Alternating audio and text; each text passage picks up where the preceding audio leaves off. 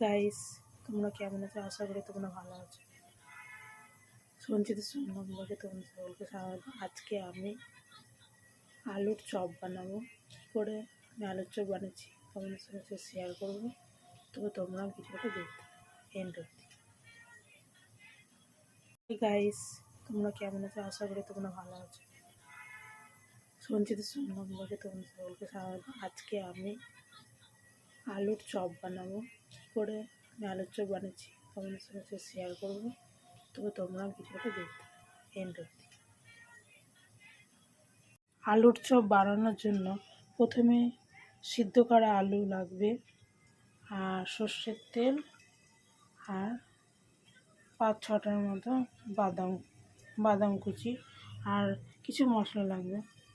লঙ্কার গুঁড়া, জিরার গুঁড়া, হলুদ গুঁড়া, লবণ, স্বাদ মতো লবণ, আর কাঁচা লঙ্কা, আর আলুর চপের মশলা।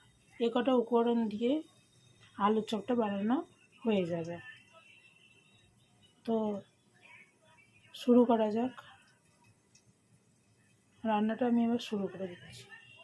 আমি আজকে আলুর চপগুলো রেডি করে ফেলেছি। দেখো, গোল গোল করে এক একটা।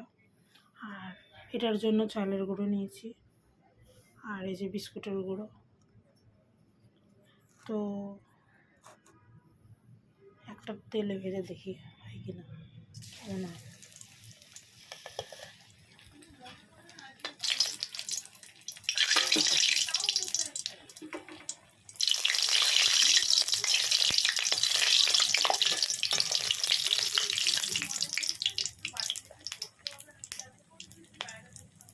এবার আলুর চপগুলো আমি এক একটা করে বিস্কুটের সঙ্গে মাখিয়ে নিয়ে চালের গুঁড়োর সাথে, বিস্কুটের গুঁড়ো আর চালের গুঁড়োর সাথে মাখিয়ে নিয়ে রেখেছি।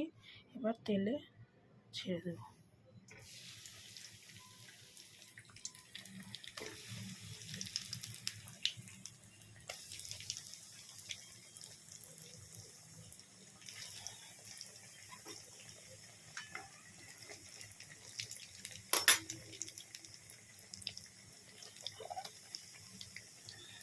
এই যে আমার এখন আলুর চপগুলো ভাজা হচ্ছে, তোমরা দেখতেই পাচ্ছ।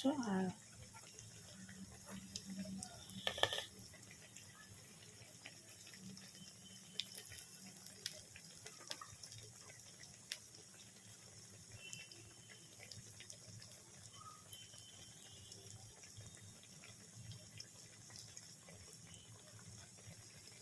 চপগুলো একটু লালচে লালচে হয়ে আসছে, এপিট ওপিট করে। চপটাকে এপিট এপিট করে উল্টাতে হবে, তারপরে রেডি হবে আমাদের আলুর চপ।